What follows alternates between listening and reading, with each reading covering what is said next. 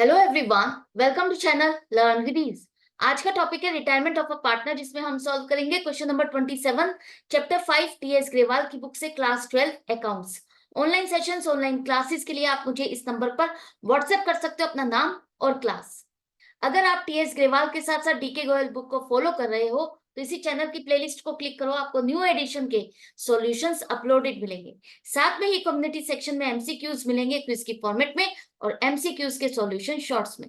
तो बहुत कुछ है चैनल पर, विजिट द चैनल। अच्छा लगे तो शेयर और सब्सक्राइब जरूर करना। आज के क्वेश्चन में दो तीन पार्टनर है, X Y Z. Equal partners है, मतलब कि प्रॉफिट या लॉस जो भी होता है बराबर बांटते हैं।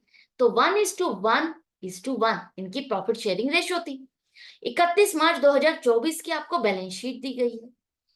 जेड यहां पर फर्म को छोड़ के जा रहा है, तो रिमेनिंग पार्टनर एक्स और वाई ने डिसाइड किया है कि आगे का प्रॉफिट जो भी होगा, बिजनेस को यही कैरी ऑन करने वाला है और प्रॉफिट को 3:2 की रेशियो में बांटेंगे। साथ में इन दोनों ने डिसाइड किया है कि जितने भी रिजर्व्स हैं या प्रॉफिट है, लॉस है, जो भी है, डिस्ट्रीब्यूटेबल रिजर्व्स और लॉसेस जो भी थे, वो उन्हें नहीं बांटना चाहते, एज इट इज बुक्स में रखना चाहते हैं, आगे भी बैलेंस शीट में शो करना चाहते हैं। तो इसकी ट्रीटमेंट क्या करनी होगी, इसकी एडजस्टमेंट एंट्री क्या होगी, यही आपको बतानी है। तो जेड तो रिटायर हो रहा है, तो क्या उसका हिस्सा इसमें नहीं बनता? उसका हिस्सा बनता है। अब अगर दोनों पार्टनर नहीं चाहते, आज नहीं बांट रहे, तो क्या इसको ये हिस्सा नहीं दिया जाएगा? बिल्कुल दिया जाएगा। तो कैसे इसकी एडजस्टमेंट करें कि इनकी बुक्स में भी ये वैल्यूज रहे और जेड को भी उसका हिस्सा मिल जाए, बिना इन सबको डिस्ट्रीब्यूट करें। तो उसके लिए समझो, यहां पर एक्स वाई जेड तीन पार्टनर थे, प्रॉफिट शेयरिंग रेशियो 1:1 है। जेड अगर छोड़ के जा रहा है तो न्यू रेशियो एक्स और वाई की क्या है, 3:2। जेड के शेयर ऑफ प्रॉफिट 1/3 का क्या हुआ, रिमेनिंग पार्टनर में ही बटा होगा। इसके शेयर ऑफ प्रॉफिट में किसको कितना हिस्सा मिला, ये आपको चेक करना होगा। क्योंकि ये जो रिजर्व्स आज नहीं बांटे जा रहे, रिजर्व्स है, प्रॉफिट्स हैं, लॉसेस हैं, जो भी है, अगर आज नहीं बांटते तो ये आगे चल करके एक्स और वाई जब भी बांटेंगे, जेड का शेयर इनको ट्रांसफर होगा। जेड का शेयर इनको ट्रांसफर होगा, तो जेड का जितना भी बेनिफिट जिसको ट्रांसफर हो रहा है, वही इसको कंपनसेट करेगा, वही इसका हिस्सा देगा। क्योंकि इसका हिस्सा जो बनता है वो उसके क्लेम सेटलमेंट में आपको उसका हिस्सा ऐड करना ही होगा रिजर्व्स में, चाहे ये पार्टनर्स बांटे या ना बांटे। तो अब देखो, 1/3 का हिस्सा किसको कितना मिला, ये फाइंड करने के लिए आपको चेक करना होगा एक्स का शेयर ऑफ प्रॉफिट पहले से बढ़ रहा है या घट रहा है। तो न्यू रेशियो में उसका शेयर ऑफ प्रॉफिट बढ़ गया है, कितना, 9, और ओल्ड रेशियो में इसका 5 है, तो इतनी फ्रैक्शन से इसका शेयर ऑफ प्रॉफिट बढ़ गया।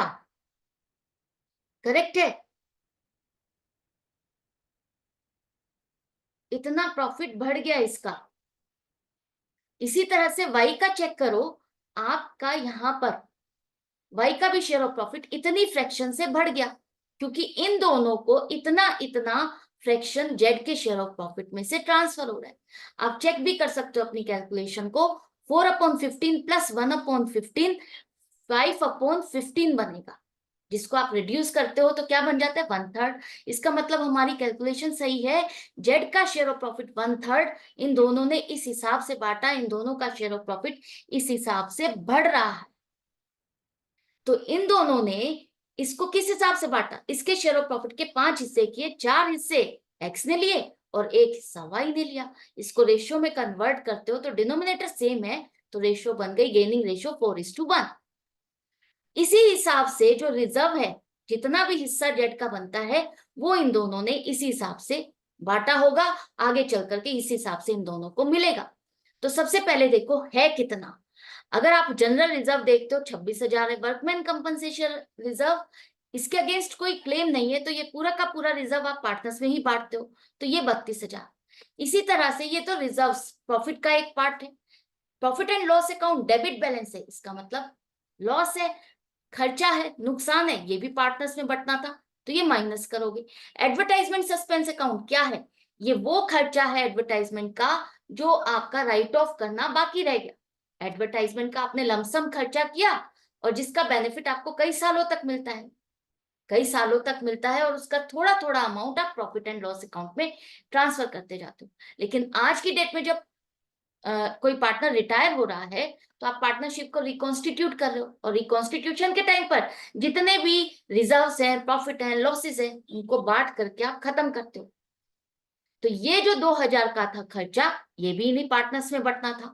तो नेट इम्पैक्ट देखो कितना प्रॉफिट और कितना लॉस है, माइनस करने के बाद ये बचता है 45,000, जो कि इन तीनों के अकाउंट्स में आपको क्रेडिट करना था।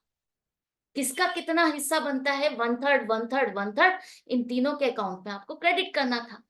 लेकिन आज ये नहीं बांट रहे, तो जेड का आपको देखना है कि जेड का शेयर बनता कितना है।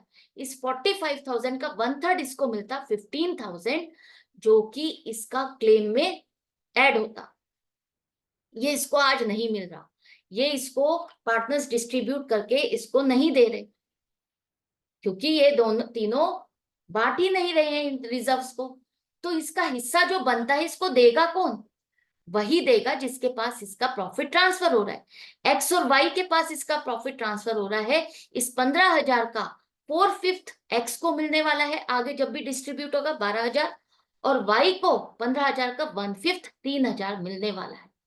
तो इन दोनों को जितना जितना फायदा हो रहा है, ये दोनों ही मिलकर के जेड को पेमेंट करेंगे।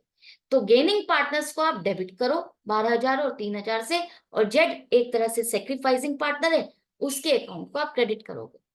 ये जितने भी बैलेंसेस है, general reserve, workman compensation reserve, profit and loss account, advertisement suspense account, अब आगे नई फर्म एक्स और वाई की, वहां की बैलेंस शीट में भी आप एज इट इज बैलेंसेस को शो करोगे।